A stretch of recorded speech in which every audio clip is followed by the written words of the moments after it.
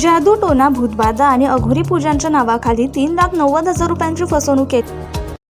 मी रत्ना अशोक वाघ पाटील. मी लोहगाव येथे राहते व कमलेश अधिकारी व गौरी अधिकारी माझी फसवणूक केली.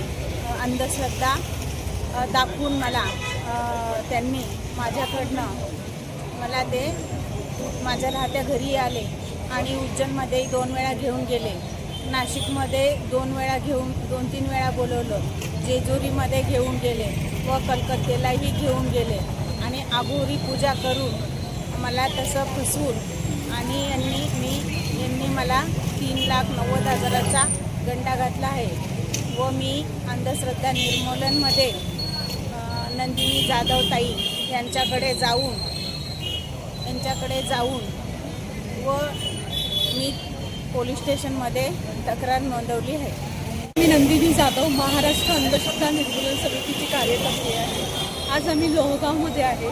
लोहगावमध्ये रत्ना वाघ पाटील या ज्या ताई आहेत यांची कमलेश अधिकारी आणि गौरी अधिकारी हे जे 2 बंधू बाबा आहेत यांनी त्यांना भीती घातली की तुम्ही जर का मी ज्या गोष्टी सांगतोय ते जर का तुम्ही केले नाही तर तुम्ही वेडे व्हाल, लोकांना दगडे मारत फिराल आणि मुलगा तुमचा आत्महत्या करेल, फास लावून घेईल अशी भीती घातली आणि त्यांना बरेचसे यज्ञ वगैरे करायला लावले.